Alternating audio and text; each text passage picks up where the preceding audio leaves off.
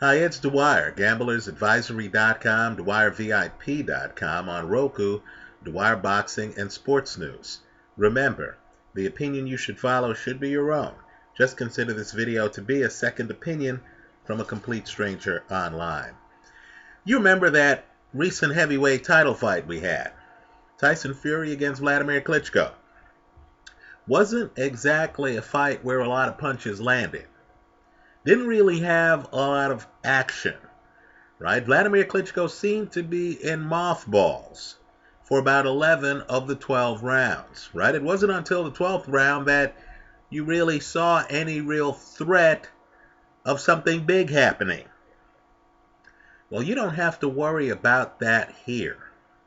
I'm just telling you that Deontay Wilder against Artur Szpilka, style-wise, in my opinion, is going to be one of the more entertaining fights in the heavyweight division for quite some time, right? Both guys hit hard. Neither guy likes to fight inside, right? Szpilka, who is a southpaw, now that he's training with Ronnie Shields, understand Shields is one of boxing's best trainers, right? Shields is a guy who is going to have a southpaw like Szpilka literally take away Wilder's left hand, right? Szpilka's going to be coming in at an angle where his head's going to be low. His shoulder's going to be in the way.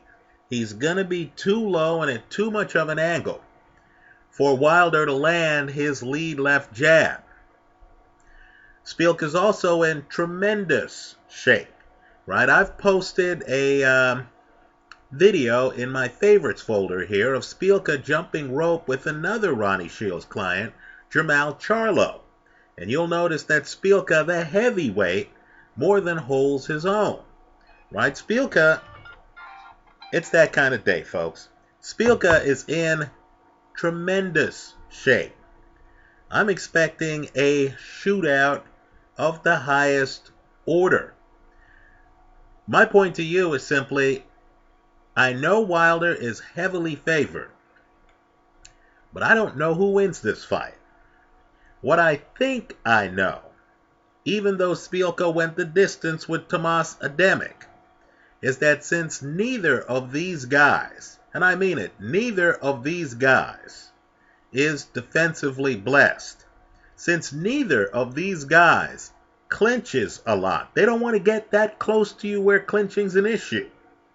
And since Wilder won't be able to keep too much of a distance because Szpilka has lost weight, looks like a cruiserweight these days, moves a lot better than you remember, and can actually duck under the taller Wilder's shots, right? A lot of the headshots, Szpilka is going to be ducking under. I'm expecting big punches to land. I'm expecting someone to get stopped. The bet I'm recommending is that this fight ends inside of the distance. Now, I believe the boxing public's going to be a little bit fooled by this fight because, again, Szpilka went the distance with Ademic. Wilder went the distance with Stavern. Right? Just understand that what Szpilka is telling reporters, that he's the fastest-handed guy that Wilder has fought in at least the last 3 fights, is true. He is fast-handed, right? Compared to Stavern, I believe you and I are fast-handed. Compared to Eric Molina, I think you and I are fast-handed. So he's going to be a little bit faster than Wilder has been accustomed to, and he's going to try to raise room temperature. In other words, unlike the Stavern fight where Wilder moves away and Stavern then chugs over there slowly, you're going to have a situation here where Szpilka is going to move with Wilder, right? Looking at even Szpilka's last fight, and I understand that that fight's a little bit controversial. His opponent quits because of a knee injury. I have to tell you, I was surprised by how athletic Szpilka looks. Now, don't get me wrong. You know, I'd prefer a heavyweight who can lean on you, who can break the pocket and literally have you backing up and can bend over and start working your rib cage. That's neither of these guys. Right? So what's going to happen is both of these guys are going to try to fight at the same range. They're both going to try to extend their arms. This is not going to be a clinch fest. Rather, this is going to be a fast break match. Right? Wilder's green. It's a big step for him to fight a quick-handed southpaw. Right? I'm not saying Szpilka's unbeatable. Far from it. But what I am saying is you have a green fighter who likes to throw a jab and likes distance, who's going to have the jab taken away from him by a guy who has power, who's going to try to bend under the punches, but who isn't going to go that extra step to get inside. Expect punches to land. I think this is going to be the opposite of Fury Klitschko. I think this is going to be a high action fight. I believe somebody is going to get stopped. Understand, between these two guys, they only have one loss. Right? One loss.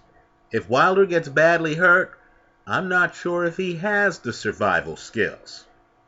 Right? Szpilka lost to Brian Jennings. He was barely hanging on late in that fight. Right? I just don't see this one going 12 rounds. I think the public is thinking of the Bermane-Stiverne fight. This is not that. Right? Szpilka is a much better athlete than Bermane-Stiverne. I'll agree, Stiverne hits much harder than Szpilka. But Szpilka is a KO puncher in his own right with a greater than 70% KO ratio. Right? So, I'm expecting somebody to get stopped.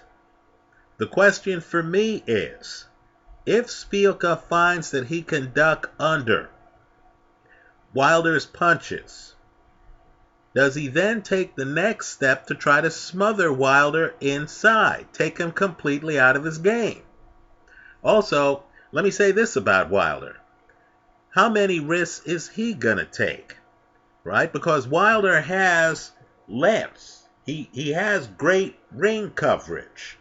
Is he going to try a stay-away game against a guy who now has increased mobility? Right? Or is he going to throw the kind of punches, let's say uppercut, let's say a right hook, right, instead of a cross? Is he going to try to shorten the punches, which would mean that he's going to try to fight at a shorter range than he normally does? Right? So I'm expecting a big action fight. I'm not taking either guy here, even though I know Wilder's a big favorite. I'm actually betting distance here. I believe this fight ends inside of the distance. That's how I'm playing it. Let me hear from you. Leave your comments for me here online. Visit us at gamblersadvisory.com. Let me say this too. I encourage you to watch Szpilka's last fight. Right? You're going to notice that the guy he's fighting, even though Szpilka wins the fight early by stoppage, actually lands some right hands on him. In other words, when I say not defensively blessed, I'm talking about Szpilka's getting hit with hard shots early. Let me say this too. I know Tomas Adamek is viewed by many as, a legendary fighter, right? I certainly look at Tomas Adamek as a guy who really does belong in the Hall of Fame. But let me say this about Adamek. He's had some fights that weren't that great, right? That Steve Cunningham fight, really not a barn burner, right? The last time they fought, right? Not a barn burner. I view Tomas Adamek like I view, let's say, Andy Lee, as a guy who, Robert the Ghost Guerrero, as a guy whose reflexes have dimmed a little bit. Right? And so let's not get too carried away by Szpilka going the distance and winning a decision against Tomas Adamek. Right? I think this fight is going to be much more frantic. I think this fight's going to be much more urgent than that Szpilka-Tomas Adamek fight. Anyway, that's how I see it. Let me hear from you. Leave your comments for me here online. Visit us at gamblersadvisory.com. Thanks for stopping by.